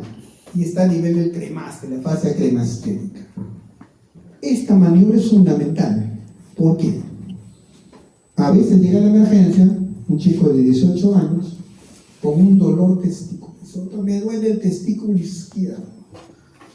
Y es una emergencia porque el dolor es tal de que no aguanta, pero viene a la emergencia porque en su casa está tomando su pastillita, no le pasa, viene a la emergencia. Entonces, lo primero que tengo que sospechar yo, si estoy en la guardia, me llaman, a ver, doctor, el problema del testículo, cirujano arruga, llámelo al urólogo, pero yo voy a ver si puedo ver qué. Y veo el testículo que está más arriba de lo normal. ¿Qué significa? Que el testículo sea torcido. O sea, el cordón hecho como si fuera cuando tú exprimes una tele, o sea, una torsión testicular. Entonces, uno de los signos para que tú verifiques que es una torsión es esto, el reflejo cremastérico. Entonces tú lo examinas, lo echas, dijo tranquilo, aguanta el dolor, a ver, échate, pa. Estimulo la parte interna del músculo y veo si el testículo sube o no. Cuando le hago el reflejo, en el 90% no se mueve para nada el testículo. Reflejo cremastérico negativo. Me confirma que tiene una torsión testicular. Hay que abrir el escroto y detorcer el testículo. Es una emergencia. Porque si no lo haces en 6 horas, ¿Qué pasa cuando la sangre no llega a un órgano? ¿Cuál es el término técnico? Una isquemia. ¿La isquemia qué te lleva? A la necrosis. ¿Y un testículo necrosado para qué sirve? Hay que sacarlo. Va a quedarse con un solo testículo de por vida. ¿Se dan cuenta de lo trágico? Por eso en la emergencia le digo, cuando hay dolor testicular, avisen. Pues viene el cirujano, le pone su ampolla para el dolor y lo manda a su casa. Viene al día siguiente con el testículo de adorno, porque ya no sirve.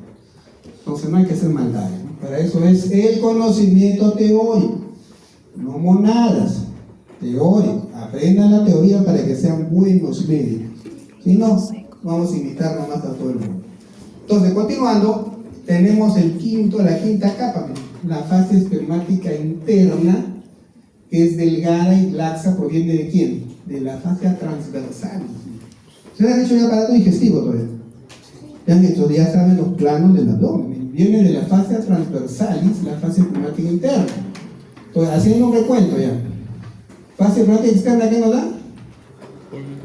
La buena del músculo oblicuo mayor. La fascia cremastérica, oblicuo menor. Y la fascia espermática interna, fascia transversalis, origen. Y luego de esta fascia viene la túnica vaginal parietal. Les dije que después de cada estructura a nivel del pene, dijimos que tenía una túnica albuginea. Bueno, acá hablamos de la túnica vaginal. Esa túnica vaginal tiene dos planos. Una que es parietal y otra que es visceral. La parietal es la que tú lo vas a encontrar pegada acá a la piel del escroto. No, miren acá está como número 6. Miren acá. Miren la diferencia acá. Presten atención. Esta parte que está pegada al escroto es la fascia parietal, o sea, está pegada a la pared, que viene el nombre. Y la fascia visceral, la que está pegada, recubriendo al testículo. Entre ambos hay un espacio que está lleno de líquido, donde el testículo se mueve como pez en una pecera. ¿Ya? Entonces recuerden esto, porque a veces cuando yo mando a hacer una ecografía testicular a un médico que no es especialista, identifican la cantidad de líquido que hay y dicen hidrocelia. Y el hidrocelia es otra cosa, que lo veremos en urología, pero adelante. El hidrocelia es cuando el testículo está nadando en una bolsa de agua y parece que el testículo aumenta de tamaño. Pero no es el testículo, sino es el líquido que está dentro entre estas dos capas. Normalmente hay una cantidad de líquido, porque tampoco está pegado completamente al testículo el escroto, no, hay una cantidad de líquido para que el testículo tenga movilidad. Pero cuando es en exceso, hablamos de hidrocelia. Entonces, vemos acá que esta túnica vaginal es parietal y visceral, y proviene ¿de quién? Del peritoneo. El peritoneo es la última capa del abdomen que abrimos para encontrarnos con todos los intestinos. Cuando yo quiero operar a un paciente de apéndice, tengo que abrir todos los planos hasta llegar al peritoneo. Llego al peritoneo, abro y ahí tengo la cavidad abdominal. Acá igual. Llego a la vaginal parietal, abro y tengo al testículo. Y puedo hacer lo que tenga que hacer si tiene una patología. Entonces, miren acá, lo que ya les decía, miren. Esta es la cavidad de la túnica vaginal. Tenemos la parte de lo que es la túnica vaginal parietal pegada al escroto y la túnica vaginal visceral pegada al testículo. Entre ambas hay un líquido normalmente.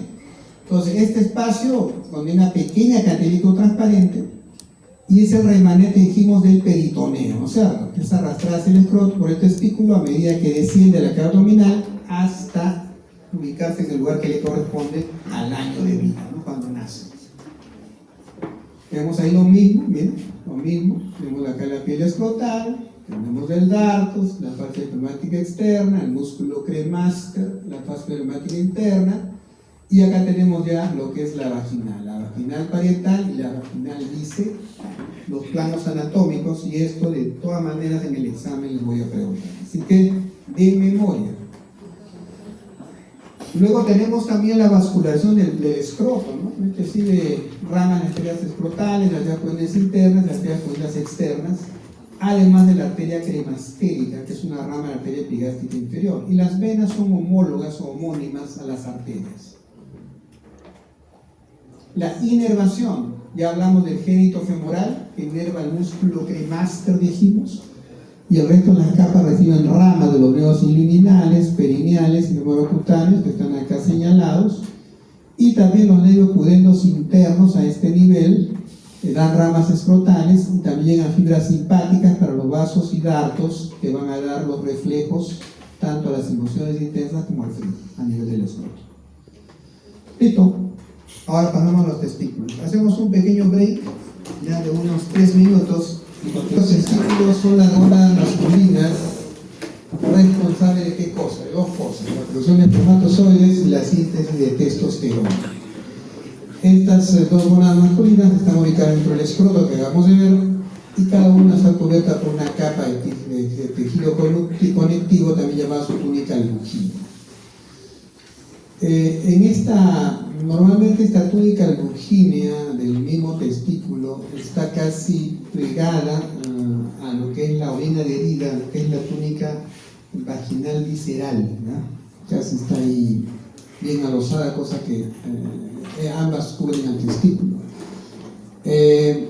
Están internamente, como ven en el esquema, divididas en lóbulos que contienen ¿a quién? A los túbulos seminíferos, y que a ese nivel va a producir el espermatogénesis, que lo veremos la próxima clase con mayor detenimiento. Y vamos a ver también que aparte de los túbulos seminíferos, vamos a ver que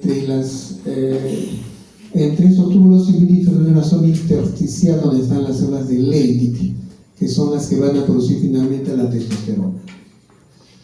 Entonces vamos a ver ahí las dimensiones. Un testículo va a pesar más de 20 gramos, unos 4 centímetros de largo, 3 centímetros de ancho y unos 2.5 centímetros de espesor.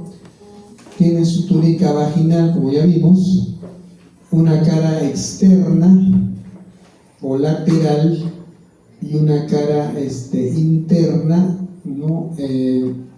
Los bordes, un borde antero inferior y un borde postero superior, un polo antero superior y tiene un polo inferior. Estos detalles sería bueno siempre consignarlo en el examen cuando uno examina el testículo.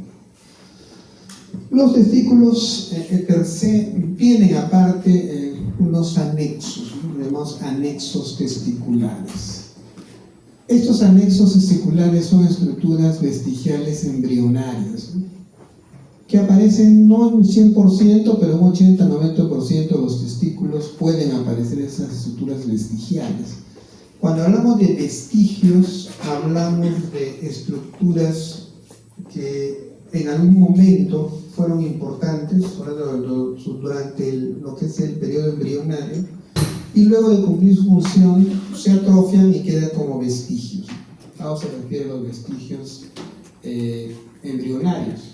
Y vamos a encontrar, por ejemplo, el apéndice testicular o hidátil sesil de Morgani. ¿Ven acá?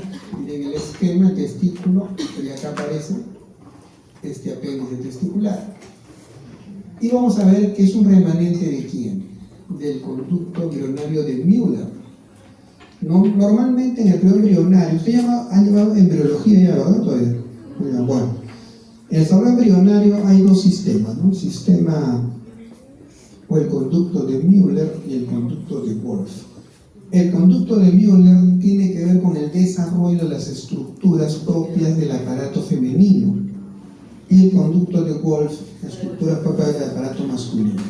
Entonces, este conducto paramesométrico de Müller, ¿qué produce? Las trompas de falopio, el útero, el cervix y los dedos superiores de la vagina. Y en el hombre obviamente queda como una estructura vestigial, pero es un remanente del conducto de Müller. Y se encuentra en el testículo, está formado por un tejido fibroso que está recubriendo acá, pero que tiene cosa, un eje vascular. Entonces, ¿qué implica que tenga un eje vascular? Que puede haber en algunas circunstancias este testículo también torcerse, y al torcerse va a producir, como tiene una vasculación, una isquemia, ¿no? Toda isquemia produce dolor. Entonces, este apéndice testicular, que puede ser inútil, puede traernos problemas, digamos, de patología testicular. Es como el apéndice secal, ¿no? El apéndice secal en el abdomen generalmente no tiene una función específica que sea crucial para un ser humano, pero cuando se tuerce o se inflama nos trae problemas, y es una apendicitis, y hay que operar de urgencia al paciente para que no se complique. Entonces, a veces hay estructuras que no tienen mayor relevancia, pero que cobran importancia cuando se alteran o cuando producen alguna enfermedad. Y eso es este conducto apéndice testicular. Y también el epidídimo tiene también un apéndice, que es el apéndice epididimario o hidátide pediculada, que es el resto del otro conducto, que es el mesonéfrico de Wolf. Este es el paramesonéfrico de Müller, que es el apéndice testicular. Y el apéndice epididimario es del conducto mesonéfrico de Wolf, que se convierte en el epidídimo, conducto deferente y vesículas seminales en un varón adulto. Una vez que cumple este propósito, queda con un vestigio, que es el apéndice epididimario. El apéndice testicular, también conocido como la hidátide sesile de Morean.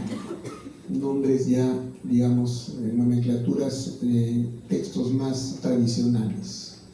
Entonces miren acá lo que les decía, este apéndice testicular de hidátide de Morgane puede torcerse, y eso produce inflamación y dolor. En algunos varones la rotación produce un estrangulamiento del pedículo vascular y produce una torsión del anexo testicular tipo hemorrágica o trombótica. La irrigación de los testículos tiene que ver con la arteria testicular o espermática interna. ¿Qué rama de qué? De la aorta. Y hace anastomosis con las arterias del conducto deferente. Y ese sistema arterial, como ustedes ven acá, viene de la arteria aorta. Y tenemos, así como les dije, que toda arteria que llega a un órgano genera un flujo sanguíneo, ese flujo sanguíneo tiene que volver nuevamente al corazón. Entonces, tenemos el drenaje venoso. Y el drenaje venoso tiene dos niveles, o tiene dos, digamos, distribuciones. Uno es el que va al lado derecho del testículo y otro es que va al lado izquierdo. ¿Por qué se diferencian? Porque tienen un drenaje distinto dependiendo de si es derecho o es izquierdo. El lado derecho, como en ambos lados, miren acá, ven este grupo de venas, es el plexo venoso pampiniforme. Este plexo venoso pampiniforme recoge toda la sangre del testículo para luego llevarla hasta la arteria cava inferior. Pero en el lado derecho, este plexo venoso, que es una red de venas dentro del cordón espermático, que es toda estructura llamada cordón espermático, drena directamente a la vena cava inferior, el lado derecho. Mientras que en el lado izquierdo, este plexo venoso pampiniforme, que es igual, es una rama de venas que van a transcurrir por el cordón espermático, drena ya no a la cava, sino drena a la vena renal izquierda. Diferencia crucial, porque nos va a generar también patología. Vamos a ver que hay una enfermedad que se conoce como varicocele, y el varicocele es la dilatación de las venas en el cordón espermático que sale del testículo. El varicocele, esas dilataciones son varicosas, ¿no? Así como a veces salen en las piernas, sobre todo en mujeres, se ven unas dilataciones venosas, se llaman varices, ¿no? No sé si han visto, han escuchado. Y estas varices también se producen a nivel de este cordón, a nivel de este venoso pampiniforme. Y se ha visto que en el lado izquierdo, el 80-90% de los casos se presenta en el lado izquierdo. Ahora, van a ver acá la importancia, miren acá. A ver, fíjense en este esquema de acá, olvídense el resto, miren este esquemita de acá. El plexo venoso pampiniforme se convierte luego en una vena espermática derecha. Y este plexo venoso pampiniforme en el lado izquierdo, en la vena espermática izquierda. Esta espermática derecha drena ¿a quién? A la cava inferior. Y esta espermática izquierda drena ¿a quién? A la vena renal izquierda. Tienen diferentes lugares donde desembocan. La pregunta es, pero apliquemos nuestra lógica. Vamos a ver acá, ¿quién lo hace? Por ahí, porque está con salud. ¿Cuál tenemos tú? ¿Nombre? ¿Ah? ¿Karen? A ver, Karen, pregunta lógica. Mira, esta vena espermática, la espermática derecha drena la vena cava, ¿no es cierto? Y esta les va a ir a la vena renal izquierda. ¿Cuál de las dos tiene mayor calibre? ¿La derecha, la vena cava o la vena renal izquierda? ¿Ah? Calibre, tamaño, ancho, diámetro. La vena cava inferior, ¿no es cierto? Entonces la pregunta viene, ya, a ver contigo. ¿Tu nombre es? ¿Jessy? Jessy, ¿dónde hará más resistencia al flujo? ¿En la vena cava o en la vena renal izquierda? Mayor resistencia al flujo. Está pensando, mira acá. ¿Cómo te llamas tú? ¿Tu nombre? Rodrigo, a ver Rodrigo. ¿Dónde hay más resistencia de drenaje? ¿En la vena cava o en la vena renal izquierda?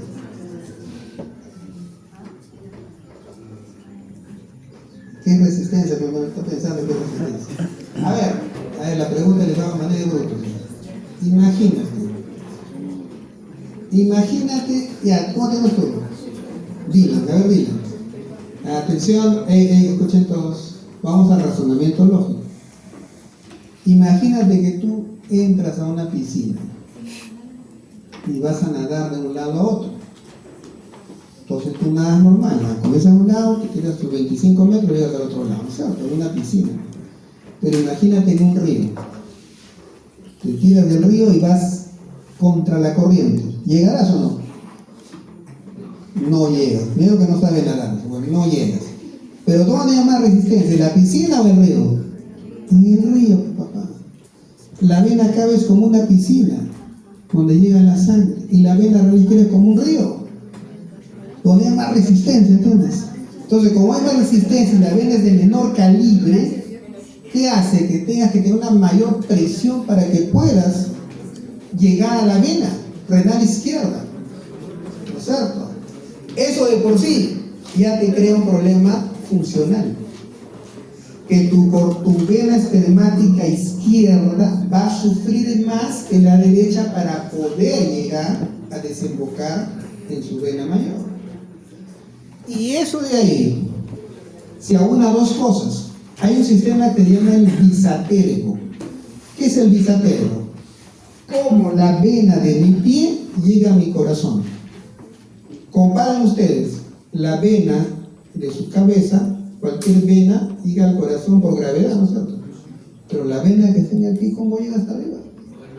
¿Te pone de cabeza? No, sino que la sangre sube y cuando baja la presión se queda. No vuelve a la vena, ¿por qué? Porque hay unas válvulas.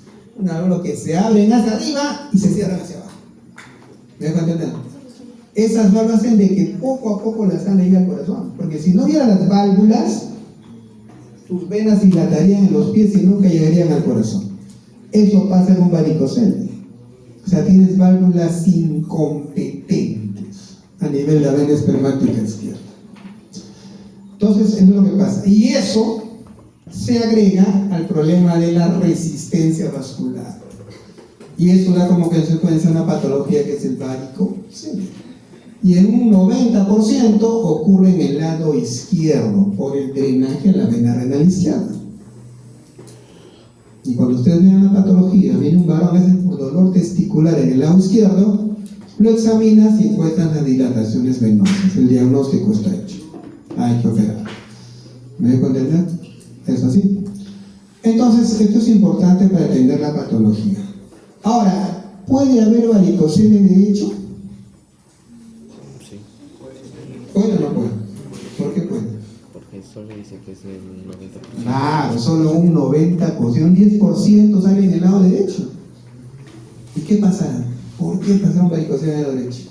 La explicación dice, cuando tienes un varicocele derecho, preocúpate. ¿Por qué? Porque puede haber un tumor retroperitoneal que está comprimiendo la vena cava. O sea, viene de atrás y la comprime. y eso aumenta la resistencia y se te dilata el lado derecho. ¿Te das cuenta? Puede pasar, pero es más trágico. Ruega a Dios que sea el izquierdo, no el derecho, porque si no los problemas son más serios. Bueno, continuando, tenemos acá el epidídimo y el conducto deferente. Miren, acá está el testículo, son estructuras cruciales del sistema reproductivo masculino. Este epidídimo es un tubo largo y enrollado donde los espermatozoides maduran y se almacenan. O sea, dijimos siempre, ¿dónde los espermatozoides? El testículo. ¿Pero dónde maduran? En el epidídimo. Y ahí se almacenan, es nuestro depósito. Para ver el contingente, están almacenados acá. El conducto deferente es un tubo que transporta los espermatozoides desde el epidídimo hasta la uretra a través del conducto eyaculador. Y ahí se mezclan con los demás fluidos que conforman el cóctel del semen. Es una combinación de varios orígenes. Cuando nosotros queremos esterilizar a un varón que ya no quiere tener hijos, podemos cortar el conducto deferente y hacemos que los espermatozoides ya no lleguen a la uretra ni al conducto eyaculador. Por lo tanto, ya no va a poder tener hijos, ¿no?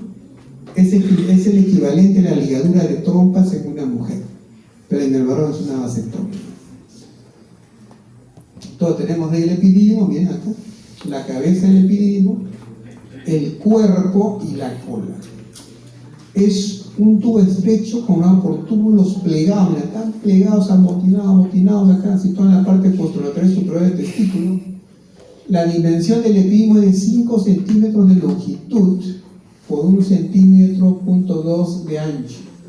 Dice que si estos túbulos que están plegados, tú los pudieras estirar a lo largo, llegaría hasta 6 metros de longitud. Imagínate la cantidad de plegamiento a nivel del epidídimo. Entonces ahí está, cabeza, cuerpo y cola. Y la cola se continúa ¿con quién? Con el conducto deferente, por el cual llegan los espermatozoides al conducto eyaculador y se van a expulsar a nivel de la uretra prostática. Como veremos, la uretra tiene varias secciones y es a nivel de la uretra prostática donde se va a producir el eyaculado. Entonces, justamente lo que estamos hablando, tenemos los conductos deferentes, ¿no? Dos tubos musculares que miden de 35 a 45 centímetros, miren el largo, inicia donde termina la cola del epidídimo y termina a nivel del conducto eyaculador, ¿no? Miren acá se produce, da la vuelta y acá está el conducto eyaculador. Transporta ¿a quién? A los espermatozoides que formó el testículo y además puede almacenarlos durante meses. ¿Qué significa? Cuando yo corto el escroto acá, al día siguiente el paciente puede volver a eyacular, pero todavía puede tener hijos. ¿Por qué? Porque en la parte distal, ¿no? Digamos, yo corto acá, ya evito que llegue el testículo, pero acá hay espermatozoides que han quedado, porque los almacena durante meses. Entonces yo cuando le hago la vasectomía a un paciente, le digo, para que tengas seguridad que ya no vas a poder embarazar a una mujer, mínimo son 20 eyaculaciones posteriores a la vasectomía. Hablamos a veces de 2 a 3 meses. Y lo más seguro es hacerte un espermatograma, donde vamos a ver si ya no hay espermatozoides. Cuando se hace esa prueba, ahora sí le dices, puedes tener relaciones sin riesgo de embarazar a nadie. Los conductos eyaculadores, miren acá, son dos conductos delgados de extensión bilateral, más o menos de 2 a 2.5 centímetros de longitud, cercanos al cuello de la vejiga. Miren, acá está la vejiga, acá comienza la uretra, acá está el conducto eyaculador, acá está la próstata. Revelan la unión de la desembocadura de la vesícula seminal con la desembocadura del conducto deferente. Mira acá, este es el deferente y esta es la vesícula seminal. Ambos desembocan y forman el conducto eyaculador. ¿Y dónde llegan? A la uretra prostática, donde se conforma finalmente el semen antes de ser expulsado a través de la uretra, ¿no? Durante el clímax de la respuesta sexual que veremos en la clase final. Entonces, de ahí viene. Bueno, esa es la parte que teníamos que ver en la primera y segunda hora. Ahora pasaremos a la tercera parte.